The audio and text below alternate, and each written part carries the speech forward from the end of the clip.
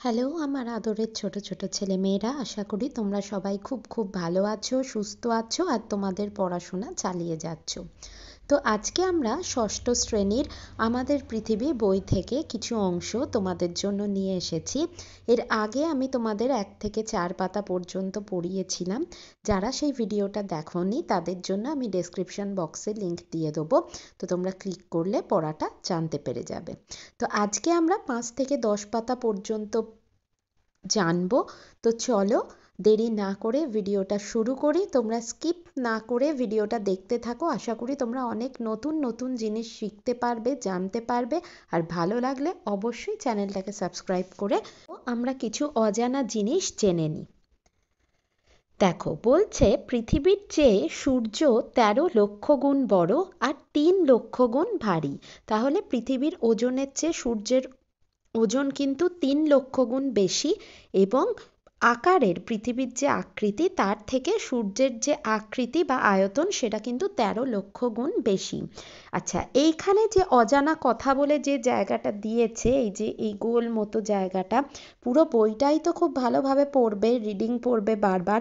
তবে এই জায়গাটা খুব বেশি ভালো করে পড়তে হবে, কারণ এখান থেকে প্রচুর শর্ট কোয়েশ্চেন বা শূন্যস্থান পূরণ আসার সম্ভাবনা কিন্তু থাকে। নেক্সট হচ্ছে, দেখো, সূর্য রশ্মির 200 কোটি ভাগের 1 ভাগ মাত্র পৃথিবীতে এসে পৌঁছয়। তাহলে সূর্যের যে প্রচণ্ড তেজ বা তাপ সেটা কিন্তু আমরা সারা বছরই ফিল করে থাকি, তাই না? কিন্তু দেখো, সূর্য রশ্মির 200 কোটি ভাগের, তাহলে 1 কোটি 2 কোটি নয়, 200 কোটি ভাগ যে সূর্যের রশ্মি বেরোচ্ছে সূর্য থেকে, তার মাত্র 1 ভাগ পৃথিবীতে এসে পৌঁছয়। তাহলে আশা করি বুঝতে পারছো যে কতটা মানে ভয়ঙ্কর এর উষ্ণতা হতে পারে। নেক্সট হচ্ছে, দেখো, সূর্যের মতো মাঝারি হলুদ নক্ষত্রের আয়ু সাধারণত 1000 কোটি বছর। তাহলে সূর্যের মতো মাঝারি হলুদ, সূর্য যেরকম সেরকমই সূর্য হচ্ছে মাঝারি আকৃতির, আমরা এর আগের দিনই পড়েছিলাম। এবং হলুদ একটা নক্ষত্র যেটা সাধারণত 1000 কোটি বছর মানে সক্রিয় থাকবে, জীবিত থাকবে তো বলা যায় না, কারণ এটা তো কোনো মানুষ বা প্রাণী নয়, তাই সক্রিয় থাকবে। নেক্সট হচ্ছে, দেখো, চাঁদ সূর্যের তুলনায় বহুগুণ ছোট হলেও সূর্যের থেকে অনেক বেশি কাছে আছে। ঠিক আছে, তাহলে এটা আমরা সবাই জানি যে চাঁদ কিন্তু সূর্যের থেকে অনেকটা আকৃতিতে ছোট, তাই না? পৃথিবী তো ছোটই, পৃথিবীর থেকেও কিন্তু চাঁদ আকৃতিতে ছোট, কিন্তু পৃথিবীর অনেক কাছে রয়েছে এই চাঁদ, কারণ চাঁদ হচ্ছে পৃথিবীর একমাত্র উপগ্রহ। তাই পৃথিবী থেকে চাঁদ আর সূর্য দুটোই প্রায় সমান আকারের মনে হয়। তাহলে দেখো, চাঁদ আকারে ছোট, কিন্তু ওটা যেহেতু কাছে রয়েছে তাই ওটাকে আমরা যে সাইজের দেখি, ঠিক আছে, সূর্যের দিকে তাকালেও কিন্তু সেটাকে আমরা ওই একই সাইজের মনে করি, কিন্তু আসলে সেটা নয়। সূর্য কিন্তু অনেক বড়, কিন্তু যেহেতু সূর্য অনেকটা দূরে রয়েছে আমাদের পৃথিবী থেকে, তাই আমরা কিন্তু সূর্যকেও ওরম চাঁদের মতোই ছোট দেখি। নেক্সট দেখো, সূর্যের গায়ে যেখানে উত্তাপ একটু কম সেই জায়গাগুলো একটু কম উজ্জ্বল। স্বাভাবিক ব্যাপার, যে জায়গাটা অনেক বেশি জ্বলছে সেই জায়গাটা অনেক বেশি উজ্জ্বল, কারণ সেখানে আগুন অনেক বেশি রয়েছে। ঠিক আছে, তাহলে যে জায়গাটায় কম তাপ রয়েছে বা কম উত্তাপ সেই জায়গাটায় কিন্তু উজ্জ্বলতাও কম, তাই কালো দাগের মতো দেখায়। এগুলো হচ্ছে সৌর কলঙ্ক। ঠিক আছে, তাহলে আমরা সাধারণত খালি চোখে চাঁদের গায়ে তোমার অনেক এরকম কিন্তু কালো দাগ দেখতে পাই।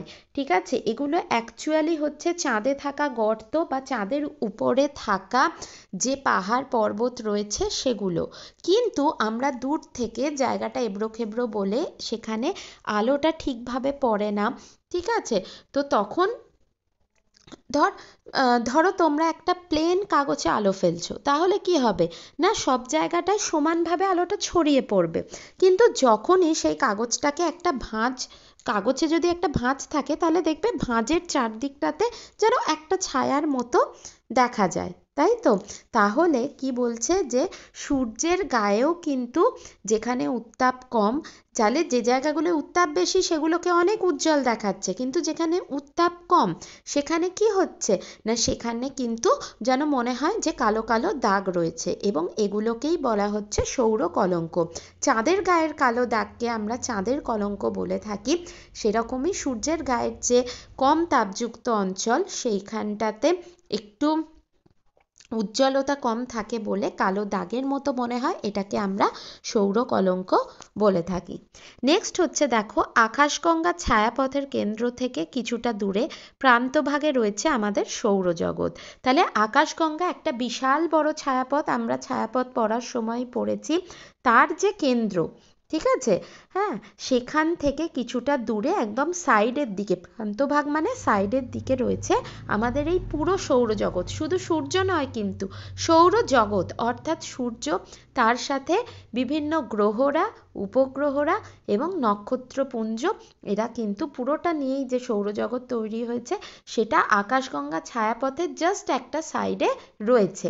তাহলে এত বড় সৌরজগৎটা একটা ছায়াপথের জাস্ট একটা সাইডে রয়েছে, তাহলে নিশ্চয়ই তোমরা কল্পনা করতে পারছো যে ছায়াপথটা কতখানি বড় হতে পারে।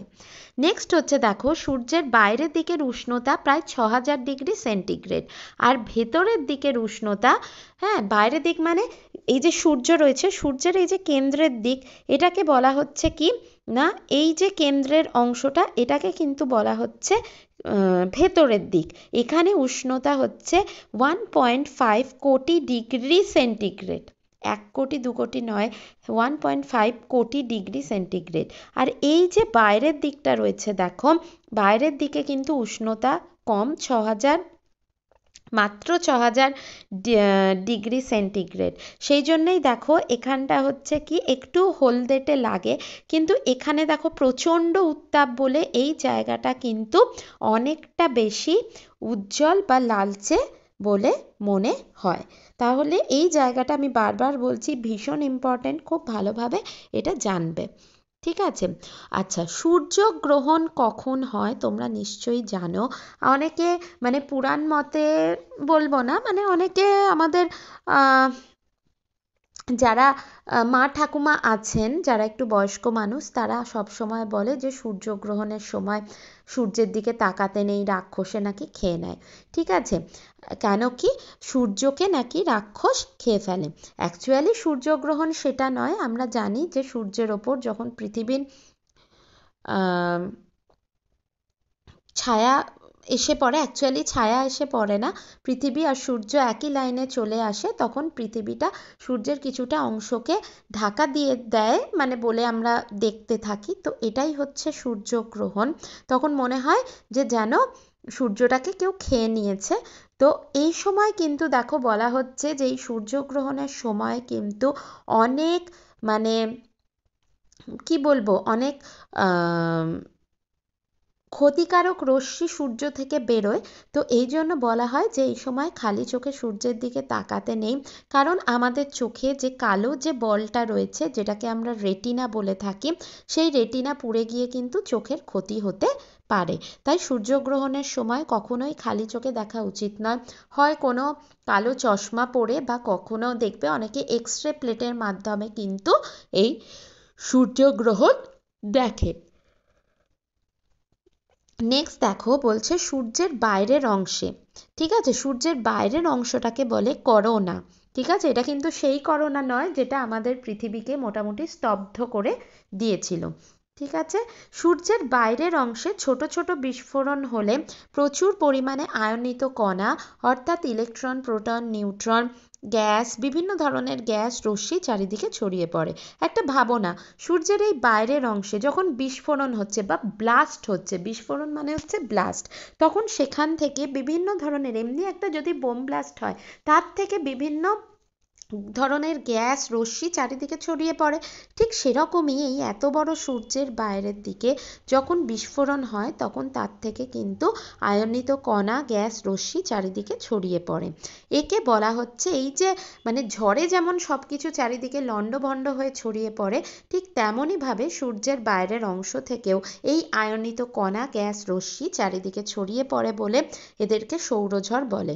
সাধারণত প্রত্যেক 11 বছর অন্তর এই সৌরঝড় দেখা যায়। তখন কিন্তু পৃথিবী থেকে পাঠানো যে কৃত্রিম উপগ্রহগুলো রয়েছে বা যাদের মাধ্যমে আমাদের এই যোগাযোগ ব্যবস্থা, ইন্টারনেট ব্যবস্থা চলছে, সেগুলো কিন্তু কিছুটা গন্ডগোল হয়ে যায়। আচ্ছা, এবার দেখো বলছে সূর্যাস্তের পর পশ্চিম আকাশে সব থেকে উজ্জ্বল একটি জ্যোতিষ্ক দেখা যায়। তাহলে প্রত্যেক দিনই যখন সূর্য অস্ত যায় অর্থাৎ সন্ধেবেলা তোমরা যদি পশ্চিম আকাশে তাকাও তাহলে দেখবে সব থেকে জ্বলজ্বল করছে একটা জ্যোতিষ্ক বা তারা, যেটাকে আমরা বলি সন্ধ্যা তারা। কিন্তু ভালো করে লক্ষ্য করলে দেখবে ওটা তারার মতো মোটেই মিটমিট করে না, অর্থাৎ ওর আলোটা কিন্তু একদমই স্থির থাকে। ঠিক আছে, তাহলে ওটা আসলে হচ্ছে শুক্র গ্রহ। এই শুক্র গ্রহকে সন্ধেবেলা ছাড়া আর কোন সময়ে আকাশের কোন দিকে দেখা যায় জানো? শুক্র গ্রহের মতো আরও 7টা গ্রহ আছে সূর্যের পরিবারে। তাহলে তোমরা নিশ্চয়ই জানো যে টোটাল আমাদের যে গ্রহগুলো রয়েছে সেগুলো হচ্ছে বুধ, শুক্র, পৃথিবী, মঙ্গল, বৃহস্পতি, শনি, ইউরেনাস, নেপচুন। ঠিক আছে, তো এর মধ্যে কিন্তু শুক্র গ্রহ পৃথিবীর অনেকটাই কাছে থাকে, তাই জন্য কিন্তু সন্ধ্যের দিকে সূর্যাস্তের পর পশ্চিম আকাশে শুক্র গ্রহকে কিন্তু দেখা যায় এবং সেটা তখন জ্বলজ্বল করে। এটাকে তাই আমরা সন্ধ্যা তারা বলেই জানি। কিন্তু অন্যান্য তারাদের মতো এর আলো কিন্তু মিটমিট করে না, উজ্জ্বল হলেও এর আলোটা কিন্তু স্থির। এবার দেখো গ্রহ, তাহলে গ্রহ যদি বলে যে গ্রহ কাকে বলে, তাহলে এই যে পয়েন্টগুলো রয়েছে এগুলো কিন্তু তোমরা কমা দিয়ে দিয়ে লিখতে পারো। দেখো, গ্রহের কোনো নিজস্ব আলো ও উত্তাপ নেই। আমরা জানি যে আমাদের পৃথিবীরও কিন্তু নিজের কোনো আলো বা উত্তাপ নেই। তাহলে পৃথিবীতে কিন্তু পুরোপুরি সূর্যের আলো এবং তাপ সেই দিয়েই কিন্তু পৃথিবী চলছে। ঠিক সেরকমই পৃথিবী যেহেতু একটা গ্রহ, পৃথিবীরও কোনো নিজস্ব আলো আর তাপ নেই। ঠিক সেরকমই সমস্ত গ্রহেরই কোনো নিজস্ব আলো আর উত্তাপ নেই। তারা কিন্তু নক্ষত্রের আলোয় আলোকিত হয়। এখানে নক্ষত্র বলতে সূর্যের কথা বলা হয়েছে, কারণ আমাদের পৃথিবী এই সূর্যের আলোতেই আলোকিত হচ্ছে। নক্ষত্রের আকর্ষণে নক্ষত্রের চারদিকে ঘোরে। তাহলে আমরা জানি যে পৃথিবী সহ সমস্ত গ্রহ এবং তাদের উপগ্রহরা কি করছে না, সূর্যের আকর্ষণে তার চারদিকে নিজেদের কক্ষপথ বা নিজেদের রাস্তা বরাবর কিন্তু ঘুরছে। গ্রহ নক্ষত্রের থেকে অনেক ছোট হয়, তাই তো? তাহলে যে কোনো নক্ষত্র বা তারা, যেমন সূর্যও কিন্তু নক্ষত্র, এর থেকে কিন্তু আমাদের গ্রহগুলো অনেকটাই ছোট। ঠিক আছে, এবার দেখো এখানে দেখো বৃহস্পতি, শনি, ইউরেনাস, নেপচুন হলো অতিকায় গ্যাসীয় গ্রহ। তাহলে এই যে দেখছো সবচেয়ে বড় যেটা রয়েছে এটা হচ্ছে বৃহস্পতি, তারপর হচ্ছে শনি, এটা হচ্ছে ইউরেনাস, এটা নেপচুন। এরা হচ্ছে কিন্তু অনেক বড় আকারের, মানে যে গ্রহগুলো রয়েছে সেই গ্রহগুলোর তুলনায় কিন্তু এদের আকৃতি একটু বড়। আর বুধ, শুক্র, মঙ্গল আকৃতি আয়তন অনেকটা পৃথিবীর মতো, তাহলে সেগুলো কিন্তু অপেক্ষাকৃত একটু আকৃতিতে ছোট। পৃথিবীর আকৃতির মতোই হচ্ছে বুধ, শুক্র, মঙ্গল এদের আকৃতি। নেক্সট দেখো বলছে সৌর পরিবারের ভিতরের দিকের গ্রহ বুধ, শুক্র, পৃথিবী, অর্থাৎ সূর্যের একদমই আশেপাশে যে গ্রহটা রয়েছে, ঠিক আছে, সেটাকে বলা হচ্ছে যে সৌর পরিবারের ভিতরের দিকের বা অন্তস্থ গ্রহ। এইটা হচ্ছে কে? বুধ, শুক্র আর পৃথিবী, মঙ্গল, এই চারজন। সৌর পরিবারের বাইরের দিকে বা বহিস্থ গ্রহ হচ্ছে বৃহস্পতি, শনি, ইউরেনাস আর নেপচুন। ঠিক আছে, সৌর পরিবারের প্রত্যেকটি গ্রহ নিজের অক্ষের চারদিকে, মানে গ্রহগুলো নিজেদের চারদিকেও যেমন ঘুরছে সেই সঙ্গে কিন্তু সূর্যের চারদিকেও ঘুরছে। ঠিক আছে। এরা কিন্তু নিজেদের চারদিকেও মানে তুমি যেমন একটা লাট্টু, ঠিক আছে, যারা লাট্টু ঘুরিয়েছো তারা জানো যে লাট্টুকে মেঝের ওপর ছেড়ে দিলে লাট্টু কিন্তু দেখবে নিজেও গোল গোল হয়ে ঘুরছে, আবার যে মেঝের ওপরেও একটা বিরাট অংশ জুড়ে সে কিন্তু ঘুরে বেড়াচ্ছে। ঠিক আছে, তো তাহলে এখানে সেটাই বলছে যে সৌর পরিবারের প্রত্যেকটি গ্রহ যেমন নিজের অক্ষের চারদিকে ঘোরে সেই সঙ্গে কিন্তু সূর্যের চারদিকেও ঘুরছে। শুক্র বাদে প্রত্যেকটি গ্রহই ঘড়ির কাঁটার বিপরীত দিকে অর্থাৎ পশ্চিম থেকে পূর্ব দিকে আবর্তন করে।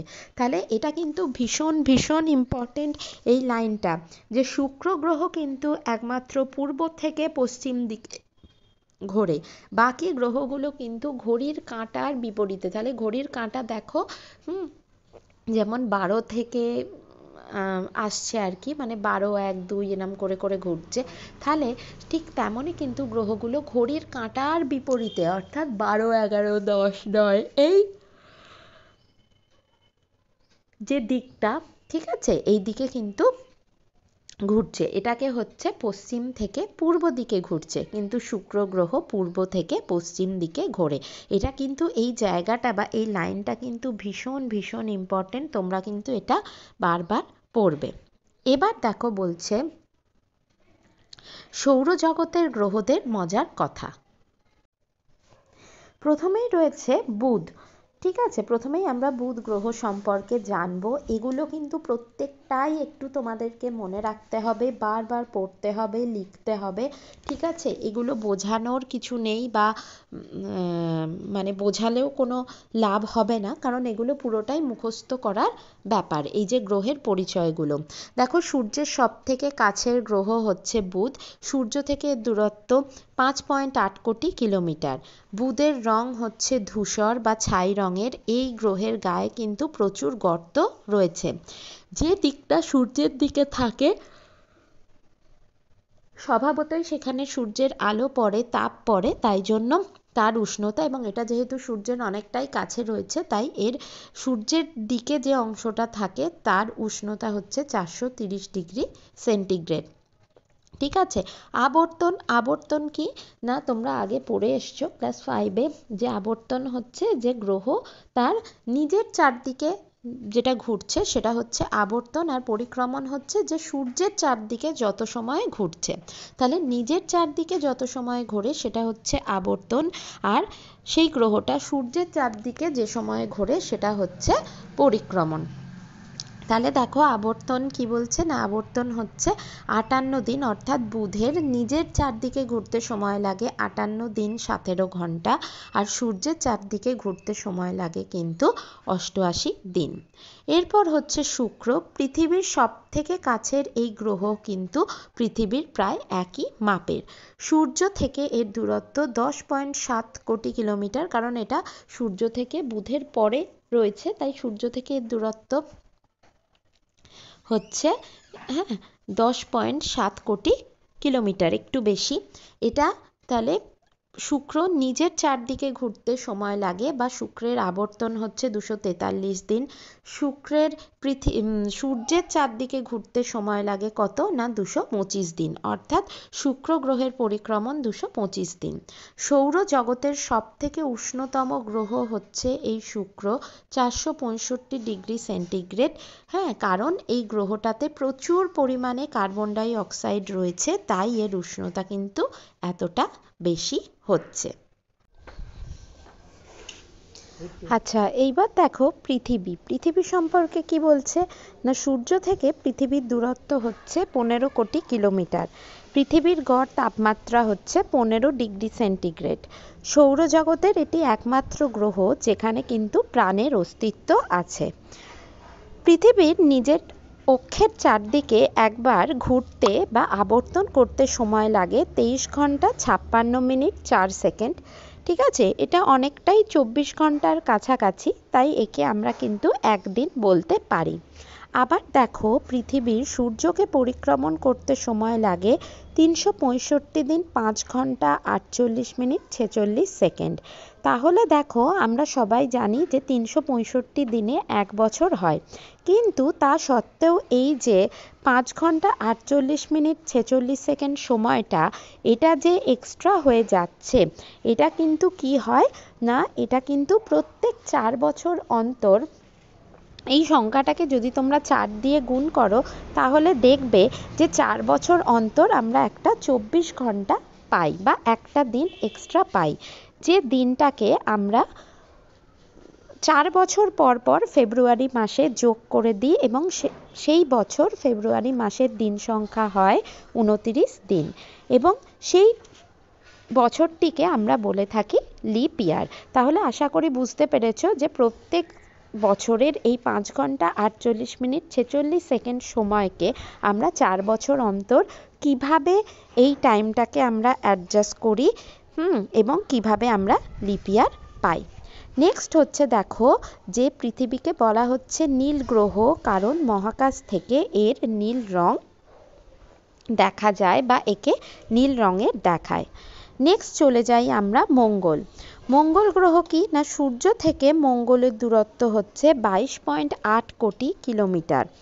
মাটিতে প্রচুর পরিমাণে, মঙ্গল গ্রহের মাটিতে প্রচুর পরিমাণে ফেরাস অক্সাইড, যেটাকে আমরা মানে চলতি কথায় লোহা বলে থাকি, সেরকম লোহা থাকায় মঙ্গল গ্রহ কিন্তু দেখতে লাল রঙের হয়।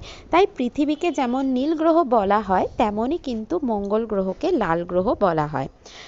এর তাপমাত্রা কিন্তু অনেকটা পৃথিবীরই মতো, তাই জন্য মঙ্গল গ্রহেও যে প্রাণের অস্তিত্ব থাকতে পারে বলে মনে করা হয় এবং তার জন্য কিন্তু অনেক খোঁজ চলছে।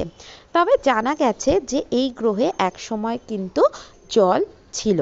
মঙ্গল গ্রহেরও দেখো নিজের অক্ষের চারদিকে আবর্তন করতে সময় লাগে 24 ঘন্টা 37 মিনিট। আবার সূর্যের চারদিকে মঙ্গলের পরিক্রমণ করতে সময় লাগে 687 দিন। এরপর আমরা চলে যাই বৃহস্পতি গ্রহে। সৌরজগতের সবচেয়ে বড় গ্রহ হচ্ছে বৃহস্পতি। এর মাধ্যাকর্ষণ শক্তি কিন্তু সব থেকে বেশি। সূর্য থেকে বৃহস্পতির দূরত্ব হচ্ছে 77.8 কোটি কিলোমিটার। এর তাপমাত্রা হচ্ছে, দেখো এটা যেহেতু সূর্য থেকে অনেকটাই দূরে চলে যায়, তাই এখানে কিন্তু সূর্যের তাপ সেভাবে পৌঁছতে পারে না, এই জন্য এর তাপমাত্রা হচ্ছে -150 ডিগ্রি সেন্টিগ্রেড। বৃহস্পতির নিজের অক্ষের চারদিকে আবর্তন করতে সময় লাগে 9 ঘন্টা 50 মিনিট, আর বৃহস্পতির সূর্যের চারদিকে ঘুরতে সময় লাগে হচ্ছে 12 বছর। এরপরে যে গ্রহটির কথা আমরা জানবো সেটা হচ্ছে শনি।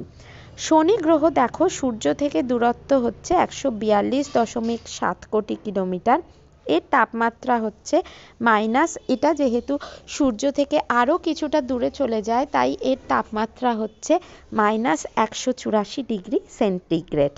এবার হচ্ছে দেখো শনির নিজের অক্ষের চারদিকে ঘুরতেই কিন্তু সময় লেগে যাচ্ছে 10 ঘন্টা প্রায়, আর সূর্যের চারদিকে ঘুরতে সময় লাগে 29 বছর 6 মাস। এর ঘনত্ব জলের থেকেও কম, আর ধূলিকণা বরফ পাথরের টুকরো দিয়ে তৈরি উজ্জ্বল 7টা বলয় আছে।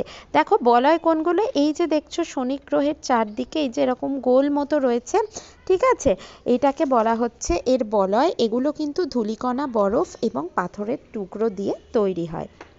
নেক্সট আমরা যে গ্রহটাতে যাব তার নাম হচ্ছে ইউরেনাস। এটা সূর্য থেকে প্রায় 287 কোটি কিলোমিটার দূরে রয়েছে। মিথেন গ্যাস বেশি থাকায় এর রং হচ্ছে সবুজ, আর এর তাপমাত্রা হচ্ছে -216 ডিগ্রি সেন্টিগ্রেড। কিন্তু এটা যেহেতু দেখতেই পাচ্ছ এতটা মানে মাইনাসের তাপমাত্রা, আমাদের এখানে ধরো মোটামুটি 10-11 ডিগ্রি সেন্টিগ্রেডেই আমাদের কতটা শীত লাগছে, তাহলে বুঝতেই পারছো যে এখানে -216 ডিগ্রি সেন্টিগ্রেড। হ্যাঁ, তাহলে এটা হচ্ছে শীতলতম গ্রহ। এর নিজের অক্ষের চারদিকে ঘুরতে সময় লাগে 17 ঘন্টা, আর সূর্যের চারদিকে ঘুরতে সময় লাগে হচ্ছে 84 বছর। তাহলে আমি আগেই বলেছি যে সূর্যের চারদিকে যখন ঘুরছে সেটা হচ্ছে পরিক্রমণ গতি, আর নিজের চারদিকে ঘুরলে সেটাকে বলা হচ্ছে আবর্তন গতি। আচ্ছা, এবার দেখো এর পরের গ্রহ হচ্ছে নেপচুন। বলছে মিথেন ও হিলিয়াম গ্যাস বেশি থাকায় নেপচুনের রং হচ্ছে কিন্তু নীল।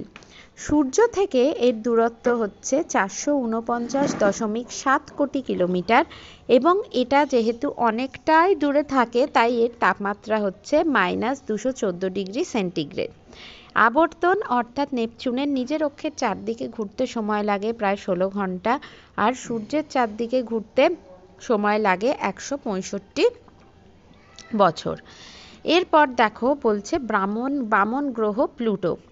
এক সময় প্লুটোকে সৌরজগতের নবম গ্রহ হিসাবে ধরা হতো, কিন্তু 2006 সালে জ্যোতির্বিজ্ঞানীরা প্লুটোকে বামন গ্রহ আখ্যা দিয়েছে। নিজের কক্ষপথে কোনো মহাজাগতিক বস্তু এলে বামন গ্রহেরা তা সরিয়ে দিতে পারে না। চাঁদের থেকেও ছোট প্লুটো সূর্যকে পরিক্রমণ করে 248 বছরে। তাহলে বামন গ্রহ এরা কি করে না, অন্য যে গ্রহগুলো আছে তারা কিন্তু নিজের কক্ষপথে কোনো মহাজাগতিক বস্তু এলে তাকে সরিয়ে দিতে পারে, কিন্তু প্লুটো কিন্তু সেটা একদমই পারে না। এবং প্লুটো হচ্ছে চাঁদের থেকেও অর্থাৎ একটা উপগ্রহের থেকেও আকৃতিতে অনেকটাই ছোট। এর জন্য কিন্তু প্লুটোকে আর গ্রহের তালিকায় রাখা হয়নি। প্লুটোকে বামন গ্রহ বা সবথেকে ছোট্ট গ্রহ বলা হয়েছে। সূর্যকে পরিক্রমণ করতে কিন্তু এর সময় লাগছে 248 বছর। দেখো উপগ্রহ কি না, যে জ্যোতিষ্কগুলো নিজের আলো ও উত্তাপ ছাড়াই গ্রহের আকর্ষণে গ্রহের চারদিকে ঘোরে তাদের উপগ্রহ বলে। তাহলে নক্ষত্র বা সূর্যের চারদিকে যারা ঘোরে তারা হচ্ছে গ্রহ, কিন্তু গ্রহের চারদিকে যারা ঘোরে তারা হচ্ছে উপগ্রহ।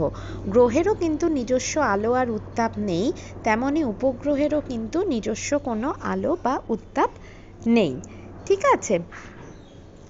আচ্ছা, তো এই উপগ্রহকে আমরা ইংলিশে কিন্তু স্যাটেলাইটও বলে থাকি। স্যাটেলাইট দুরকম হয়, একটা হচ্ছে ন্যাচারাল, একটা হচ্ছে আর্টিফিশিয়াল।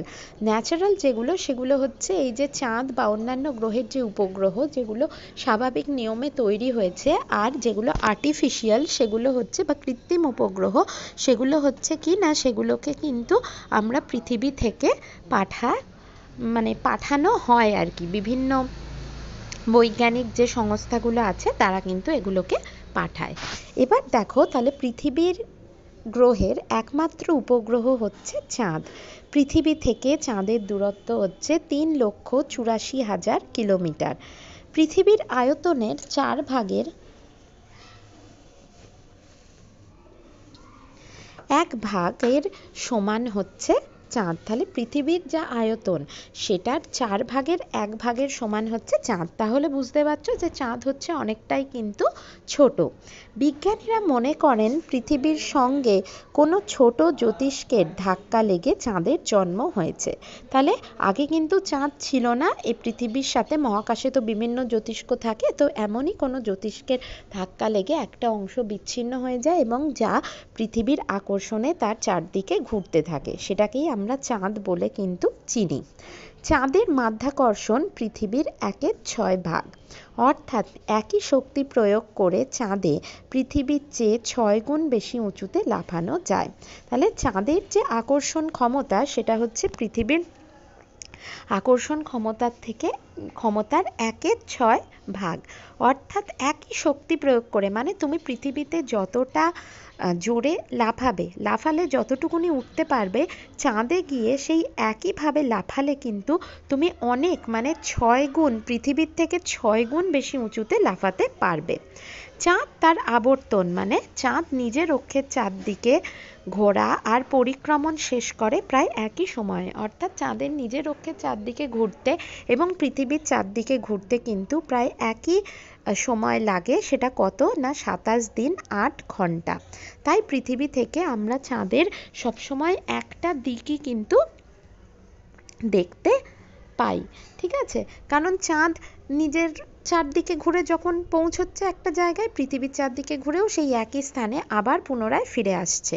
এই জন্য আমরা কিন্তু সবসময় চাঁদের একটা দিককেই দেখতে পাই, অন্য দিকটাকে কিন্তু দেখতে পাই না। এবার দেখো, এবার তাহলে আমরা কোন গ্রহের কটা উপগ্রহ এবং তাদের কিছু বিশেষ উপগ্রহের নাম জানবো। এই পোর্শনটাও কিন্তু ভীষণ ভীষণ ইম্পর্টেন্ট এবং এটাকে কিন্তু খুব ভালোভাবে তোমরা পড়বে আর মুখস্থ করবে। দেখো, পৃথিবীর একটাই উপগ্রহ, সেটা হচ্ছে চাঁদ। মঙ্গলের দুটো উপগ্রহ, ডাইমোস আর ফোবস। বৃহস্পতির 67টা উপগ্রহ, তার মধ্যে যে দুটোর বিখ্যাত উপগ্রহ হচ্ছে গ্যানিমিড আর ইউরোপা। শনির 53টা উপগ্রহ, তার মধ্যে সবথেকে বড় উপগ্রহ হচ্ছে টাইটান। ইউরেনাসের 27টা উপগ্রহ, তার মধ্যে বিশেষ উপগ্রহ হচ্ছে মিরান্ডা। নেপচুনের 13টা উপগ্রহ, তার মধ্যে বিশেষ উপগ্রহ হচ্ছে ট্রাইটন। এবার দেখো, বলছে অমাবস্যা থেকে পূর্ণিমা, আবার পূর্ণিমা থেকে অমাবস্যা। ঠিক আছে, তাহলে দেখো, আমরা জানি যে 15 দিন অন্তর কিন্তু অমাবস্যা ও পূর্ণিমা হয়। ঠিক আছে, অমাবস্যা হওয়ার 15 দিন অন্তর হয় পূর্ণিমা, আবার পূর্ণিমা হওয়ার 15 দিন পর হয় অমাবস্যা। তাহলে অমাবস্যা থেকে পূর্ণিমা, আবার পূর্ণিমা থেকে অমাবস্যায় চাঁদের, তাহলে যখন অমাবস্যা হয় তখন কিন্তু আমরা চাঁদকে দেখতে পাই না, আর পূর্ণিমার সময় কিন্তু আমরা চাঁদটাকে পুরোপুরি দেখতে পাই। তো অমাবস্যা থেকে পূর্ণিমা, আবার পূর্ণিমা থেকে অমাবস্যায় চাঁদের আলোকিত অংশের বাড়া কমাকে, অর্থাৎ চাঁদটা যখন পূর্ণিমায় পূর্ণ আলোকিত থাকে, এরপর আস্তে আস্তে সেটা ছোট হতে থাকে, হতে হতে এরকম অর্ধেক হয়, ফালির মতো হয়, তারপরে কিন্তু সেটা একেবারে আমরা দেখতে পাই না, অন্ধকারাচ্ছন্ন হয়ে পড়ে। এর পরবর্তীকালে কিন্তু এই সময়টাকে আমরা বলি অমাবস্যা। আবার যখন অমাবস্যায় এই অন্ধকারাচ্ছন্ন অংশ থেকে আবার একটু একটু করে চাঁদ আলোকিত হতে থাকে, বা চাঁদের আলোকিত অংশটাকে আমরা দেখতে পাই, তখন এই যে বাড়া কমাটা বাড়ছে আর কমছে, এটাকেই বলা হচ্ছে চন্দ্রকলা। আর একটা আমি বললাম যে অমাবস্যার 15 দিন পর পূর্ণিমা, আবার পূর্ণিমার 15 দিন পর অমাবস্যা। তাহলে একটা অমাবস্যা থেকে আর একটা অমাবস্যা, বা একটা পূর্ণিমা থেকে আর একটা পূর্ণিমা পর্যন্ত সময়টা হচ্ছে কিন্তু 1 মাস। তো এই একটা পূর্ণিমা থেকে আর একটা পূর্ণিমা পর্যন্ত যে সময়, সেটাকে কিন্তু বলা হচ্ছে কি না চান্দ্র মাস। তো এগুলো কিন্তু খুব ভালোভাবে শর্ট কোয়েশ্চেনের জন্য ভীষণ ভীষণ ইম্পর্টেন্ট, এগুলো কিন্তু খেয়াল করে পড়। এবার দেখো, বলছে যে সৌরজগতের আরও সদস্য কারা। তো আমরা অনেক গ্রহ, নক্ষত্র, তারপর উপগ্রহ, এদের কথা জানলাম। এবার আমরা জানবো গ্রহাণুপুঞ্জের কথা। দেখো, বলছে গ্রহের মতোই খুব ছোট ছোট জ্যোতিষ্ক নির্দিষ্ট কক্ষপথে সূর্যের চারদিকে পাক খায়। তাহলে গ্রহরা যেমন সূর্যের চারদিকে ঘোরে, তেমনই কিন্তু এরম অনেক ছোট ছোট জ্যোতিষ্ক, যাদেরকে গ্রহাণু বলে, তারাও কিন্তু কি করছে না নির্দিষ্ট কক্ষপথে সূর্যের চারদিকে পাক খুঁজছে। এদের একসাথে বলা হচ্ছে গ্রহাণুপুঞ্জ। যেহেতু এক গুচ্ছ থাকে, তাই এদেরকে গ্রহাণুপুঞ্জ বলা হয়। মঙ্গল আর বৃহস্পতির মাঝে, তাহলে মঙ্গল গ্রহ আর বৃহস্পতি গ্রহর মাঝে কিন্তু প্রায় 40,000 গ্রহাণুপুঞ্জ বা এরকম ছোট ছোট জ্যোতিষ্ককে দেখতে পাওয়া যায়। সেরেস হচ্ছে সৌরজগতের বৃহত্তম গ্রহাণু। তাহলে এইটাকে কিন্তু আন্ডারলাইন করবে, এটা কিন্তু অবশ্যই মনে রাখতে হবে। নেক্সট দেখো, বলছে ধূমকেতু। ঝাঁটার মতো লেজ বিশিষ্ট উজ্জ্বল জ্যোতিষ্ককে বলে ধূমকেতু। তাহলে ঝাঁটার মতো লেজ বিশিষ্ট, এই যে দেখছো এখানগুলো হচ্ছে এইরকম, ঠিক আছে, ঝাঁটার মতো লেজ বিশিষ্ট উজ্জ্বল জ্যোতিষ্ককে বলে হচ্ছে ধূমকেতু। সূর্যের কাছাকাছি এলে ধূমকেতুর ধুলো গ্যাস জ্বলতে শুরু করে।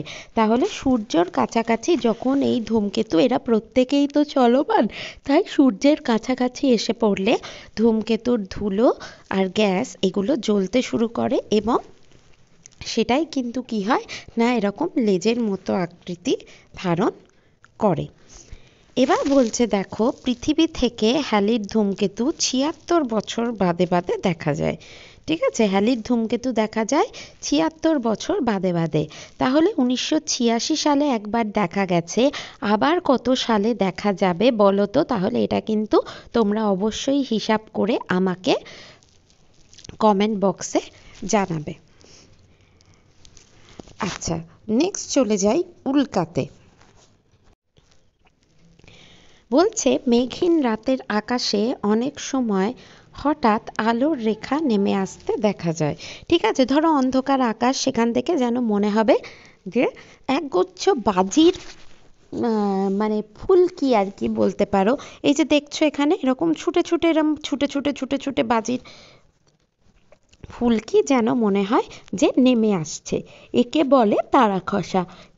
এটা কিন্তু কখনোই মেঘ থাকলে আকাশে দেখা যায় না, তাই বলছে মেঘহীন রাতের আকাশে কিন্তু দেখা যায়, একে বলে তারা খসা। আসলে এটা হচ্ছে উল্কাপাত, মানে অনেকে মনে করে যে এটা যেন তারাগুলো খসে খসে পড়ছে, তাই একে তারা খসা বলে, কিন্তু অ্যাকচুয়ালি সেটা নয় ব্যাপারটা, এটা হচ্ছে উল্কাপাত। ধূমকেতু আর গ্রহাণুপুঞ্জের ভাঙা টুকরো মহাকাশে ছড়িয়ে থাকে, যখন পৃথিবীর মাধ্যাকর্ষণের মধ্যে এসে পড়ে, অর্থাৎ পৃথিবীর মাধ্যাকর্ষণ কি না, পৃথিবী তো সব জিনিসকেই নিজের দিকে টানছে।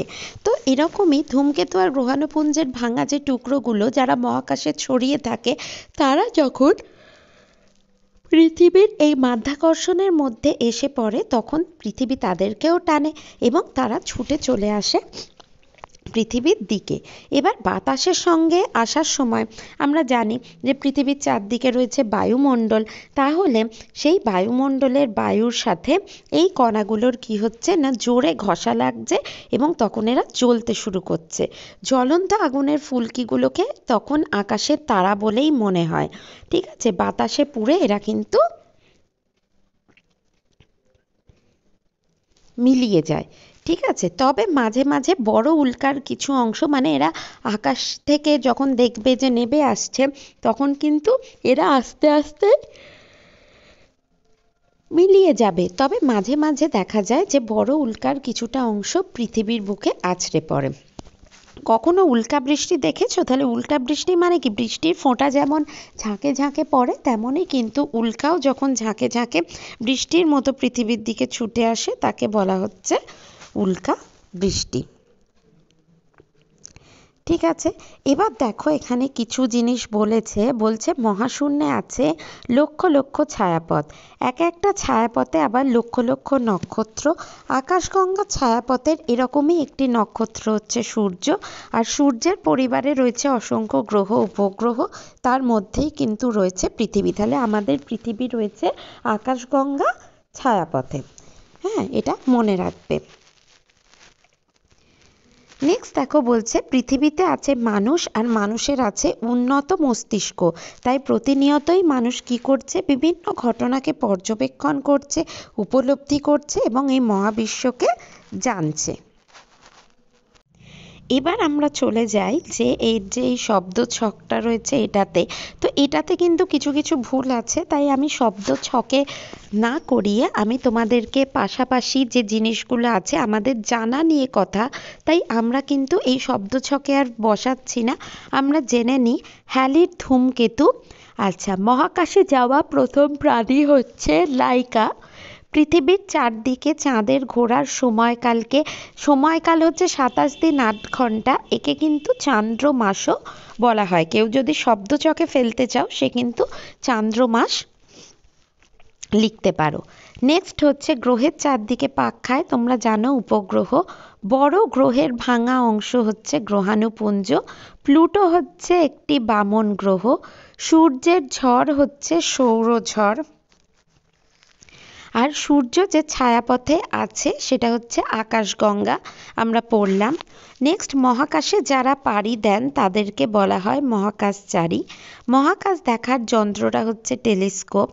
মঙ্গলকে বলা হয় লাল গ্রহ। বৃহত্তম গ্রহাণু হচ্ছে সেরেস। পৃথিবীকে বলে নীল গ্রহ। তারা খসার অপর নাম উল্কা। সূর্যের পরিবার হচ্ছে সৌরজগৎ, আর এক নক্ষত্রমণ্ডল, এটা হচ্ছে কালপুরুষ। ঠিক আছে, এখানে নক্ষত্রমণ্ডল তোমরা সপ্তর্ষিমণ্ডলও লিখতে পারো, কিন্তু এটা যদি শব্দ ছকে ফেলো তাহলে দেখবে এটা কালপুরুষ হবে। ঠিক আছে, তাহলে উত্তরগুলো তোমরা খুব ভালোভাবে একটু দেখে নাও এবং এটা তোমরা তোমাদের বইতে লিখে নাও। তোমাদের যদি আমার ভিডিও এবং পড়ানো ভালো লাগে তাহলে কিন্তু অবশ্যই তোমরা লাইক করো ভিডিওটাকে, আর তোমাদের চেনা জানা বন্ধুদের সাথেও ভিডিওটা শেয়ার করে নিও যাতে তারাও কিন্তু এই পড়াটা জানতে পারে। আচ্ছা, এবার আমরা চলে যাই যে কেন হয় লিখে ফেলো, তার উত্তরগুলো আমরা দেখে নিই। কেন হয় লিখে ফেলো অর্থাৎ এর কারণ জানতে চেয়েছে। প্রথম রয়েছে বুধের 1 বছর পৃথিবীর চেয়ে কম সময়ে হয়, অর্থাৎ পৃথিবীতে 1 বছর যতদিনে হয় বুধের তার থেকে কম সময়ে হয়। এর কারণটা কি? দেখো বলছে যে বুধের 1 বছর পৃথিবীর চেয়ে কম সময়ে হয় কারণ বুধ সূর্যের সবচেয়ে কাছের গ্রহ, তাই বুধের সূর্যকে পরিক্রমণ করতে সময় নেয় মাত্র 88 দিন। অর্থাৎ বুধের কিন্তু সূর্যের চারপাশে একবার ঘুরতে সময় লাগে মাত্র 88 দিন, কিন্তু পৃথিবীর সময় নেয় কত না 365 দিন 5 ঘন্টা 48 মিনিট 46 সেকেন্ড। তাহলে সূর্যকে একবার পরিক্রমণ করতে বা একবার ঘুরতে বুধের সময় লাগে 88 দিন, কিন্তু পৃথিবীর সময় লাগে প্রায় 365 দিন। ঠিক আছে, তাহলে এই জন্য এই সময়টাকেই আমরা বলি 1 বছর। তাহলে বুধের 1 বছর হয় 88 দিনে, কিন্তু পৃথিবীর 1 বছর হয় 365 দিনে। নেক্সট রয়েছে যেটা, সেটা হলো আমরা চাঁদের এক পিঠ দেখতে পাই। তাহলে উত্তরটা কি হবে না চাঁদ তার আবর্তন ও পরিক্রমণ প্রায় একই সময়ে অর্থাৎ 27 দিন 8 ঘন্টায় শেষ করে, তাই আমরা সবসময় চাঁদের একটা দিক দেখতে পাই। চলে যাই, দেখো বলছে ধূমকেতু দেখা যায় অনেক দিন বাদে বাদে। তো আমাদেরকে এবার এর উত্তরটা কি সেটা আমরা খুঁজে বার করব। এর উত্তরটা একটু বড়। দেখো, মহাকাশ থেকে হঠাৎ করে কিছুদিনের জন্য আবির্ভূত জ্যোতিষ্ককে বলা হয় ধূমকেতু। মানে কিছুদিনের জন্য দেখা যায় এই ধূমকেতুকে। এদের মাথা খুব উজ্জ্বল আর এদের পিছনে থাকে লক্ষ লক্ষ কিলোমিটার বিস্তৃত উজ্জ্বল লেজ। আমরা পড়লাম যে এদের লেজটা হচ্ছে ঝাঁটার মতো। সূর্য প্রদক্ষিণের সময় এদের পিছনের লেজটি সূর্যের বিপরীত দিকে চলে যায় ও আলোর অভাবে তার দৈর্ঘ্য কমে যায়। সুতরাং এই নির্দিষ্ট সময়সীমা পেরিয়ে যখন আবার নির্দিষ্ট স্থানে ফিরে আসে তখনই এদের দেখা যায়। তাহলে সূর্যকে ঘোরার সময় যখন এই লেজটা সূর্যের উল্টো দিকে চলে যায় তখন কি হয়, সূর্যের আলো তার উপর পড়ে না, ফলে এর দৈর্ঘ্য কমে যায়। আবার এই নির্দিষ্ট সময়সীমা আবার সে ঘুরতে ঘুরতে ঘুরতে ঘুরতে যখন সূর্যের সামনে আবার নির্দিষ্ট স্থানে ফিরে আসে তখন এদের দেখা যায়। এদের গতি হচ্ছে গ্রহদের বিপরীতে, অর্থাৎ গ্রহরা সূর্যের চারিদিকে যে রাস্তা দিয়ে ঘোরে ধূমকেতু কিন্তু তার বিপরীত দিক দিয়ে ঘোরে। এদের কক্ষপথ এত দীর্ঘ, মানে এরা এতটাই সূর্যের চারদিকে বড় জায়গা জুড়ে ঘোরে যে এদেরকে বহু বছর পর কিন্তু দেখা যায়। হ্যালির ধূমকেতু 76 বছর অন্তর পৃথিবীতে দৃশ্যমান হয়। এটি 1910 ও 1986 সালে দেখা গিয়েছিল। তাহলে 1910 সালের পর 76 বছর পর 1986 সালে দেখা গেছিল। পুনরায় এটা কিন্তু দেখা যাবে 2062 সালে। দেখো বলছে দিনের বেলা জ্যোতিষ্কদের দেখা যায় না। আমরা জানি যে দিনের বেলা কোনো তারাকেই কিন্তু দেখা যায় না। তো এর কারণ সূর্যের তীব্র আলোর জন্য তারা বা নক্ষত্রদের মতো জ্যোতিষ্কদের দিনের বেলা দেখা যায় না। তাহলে সূর্যের আলো এবং তাপ এতটাই বেশি থাকে যে সূর্যের আলোয় কিন্তু বাকি তারা বা নক্ষত্ররা ঢাকা পড়ে যায়। এরপর বলেছে মঙ্গলের মাটির রং লাল। আমরা জানি যে মঙ্গল গ্রহকে লাল গ্রহ বলে, তা মঙ্গলের মাটির রং লাল কেন? দেখো বলছে মঙ্গলের মাটিতে প্রচুর ফেরাস অক্সাইড বা লোহা থাকে বলে মঙ্গলের মাটির রং লাল হয়। এবার দেখো এই যে কারণ লেখো তার শেষ যেটা দিয়েছে যে বেশিরভাগ সময় চাঁদ কেন ফালির মতো দেখায়। ঠিক আছে, আমরা তো সবসময় পূর্ণ চন্দ্রকে বা গোলাকার চাঁদটাকে দেখতে পাই না, তাহলে বলছে বেশিরভাগ সময় কেন চাঁদকে ফালির মতো দেখায়। তাহলে উত্তরটা হচ্ছে উত্তর পূর্ণিমা তিথিতে চাঁদকে গোলাকার দেখায়, অর্থাৎ মানে পূর্ণিমা এবং তারপর, এখানে কিন্তু উত্তর মানে পূর্ব পশ্চিম উত্তর দক্ষিণ নয়, উত্তর পূর্ণিমা তিথিতে অর্থাৎ পূর্ণিমার পর বা পূর্ণিমার দিন থেকে কিন্তু চাঁদকে গোলাকার দেখায়। পূর্ণিমা ছাড়া অন্য সময় রাতের আকাশে চাঁদকে কখনো অর্ধেক কিংবা ফালির মতো দেখায়। চাঁদ পৃথিবীর চারদিকে পরিক্রমণ করে বলে, অর্থাৎ পৃথিবীর চারদিকে ঘোরে বলে চাঁদের আকৃতির হ্রাস বৃদ্ধি ঘটে, যাকে চন্দ্রকলা বলে। এছাড়া চাঁদ ও পৃথিবীর অবস্থান অনুসারে পৃথিবী থেকে কখনো চাঁদের আলোকিত অংশকে বেশি বা কম দেখা যায়। ঠিক আছে, তাহলে চাঁদও ঘুরছে, পৃথিবীও ঘুরছে, এরমভাবে ঘুরতে ঘুরতে যখন চাঁদের কি হয় না, চাঁদ আর পৃথিবীর এরকম অবস্থানের জন্য কখনো কখনো কিন্তু চাঁদের আলোকিত অংশকে একটু বেশি দেখা যায়, কখনো আবার কম দেখা যায়। এবার দেখো এখানে বলছে আমাদের মধ্যে তফাৎ খোঁজো। অর্থাৎ গ্রহ, নক্ষত্র, গ্রহ, উপগ্রহ, ধূমকেতু আর উল্কা, এই তিনটে পার্থক্য আমরা এবার দেখে নিই।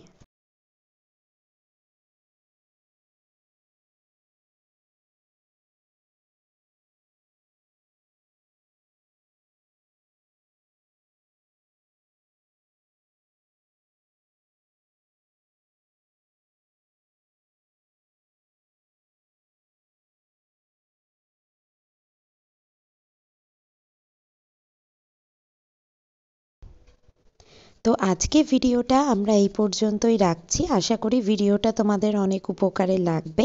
আর এর আগের অংশের ভিডিও যেটা ছিল এই চ্যাপ্টারের, সেটার লিঙ্ক আমি ডেসক্রিপশন দিয়ে দেবো, তো তোমরা কিন্তু সেটাকে ক্লিক করে আগের অংশটাও দেখে নিতে পারো। তো আজকের মতো টাটা, বাই বাই। সবাই ভালো থেকো, সুস্থ থেকো। দেখা হচ্ছে নতুন একটা ভিডিও নিয়ে খুব তাড়াতাড়ি।